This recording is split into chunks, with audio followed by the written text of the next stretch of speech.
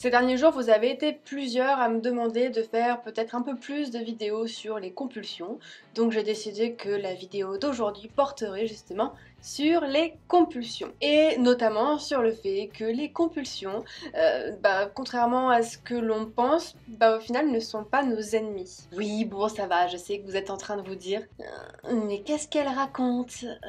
Personnellement, j'estime que quand on a une compulsion, c'est plutôt une alliée pour en apprendre plus sur soi. Parce que quand on a une compulsion, ça signifie que le corps est en train d'exprimer que quelque chose ne va pas. Donc ça peut très bien être le fait de ne pas assez manger, ça peut être le fait d'être dans de la restriction, d'être dans de la privation, ou tout simplement d'avoir une très mauvaise estime de soi, ou un mal-être dans sa vie en règle générale. Ça va nous demander du coup de chercher où se situe le problème, ça va nous demander de devoir écouter notre corps pour essayer de comprendre ce qu'il essaye de nous dire. Voilà par quoi on doit commencer quand on a l'impression d'être un peu hors de contrôle avec la nourriture. Et j'ai bien conscience que c'est un défi au quotidien de devoir prendre du recul sur tout ça parce que on n'a plus confiance en soi, on n'a plus confiance en la nourriture et encore moins en notre corps, mais c'est possible.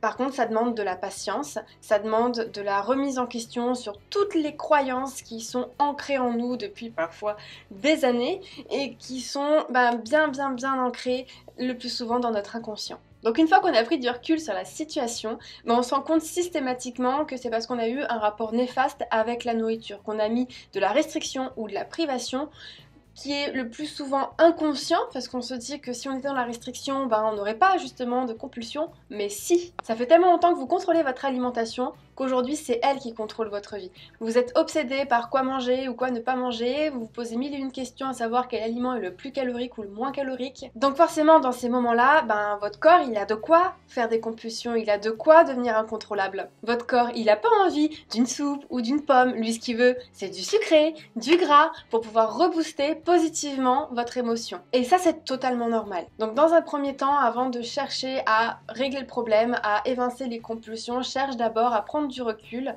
pour pouvoir savoir d'où vient cette compulsion et si en effet elle vient bien de la restriction ou de la privation. C'est bien de pouvoir prendre conscience par soi-même des failles qu'il y aurait pu y avoir au niveau de la restriction ou de la privation qui est souvent inconsciente. Donc ça va te demander de faire attention aux pensées restrictives qui peuvent parfois arriver de manière inopinée lorsqu'on est face à de la nourriture. C'est ce qui va faire qu'on va choisir parfois un aliment plutôt que l'autre ou se poser des questions. Donc une fois que tu auras pris ce recul, n'hésite pas à mettre en commentaire éventuellement les phrases restrictives que toi t'aurais pu te dire et qui auraient pu te permettre de prendre conscience que oui en effet t'es dans de la restriction même si c'était inconscient. Et puis avant de quitter cette vidéo, oublie pas de la liker, de la partager pour pouvoir aider d'autres personnes à évincer leurs compulsions aussi, et puis à t'abonner si c'est toujours pas fait. Et on se revoit demain pour une nouvelle vidéo.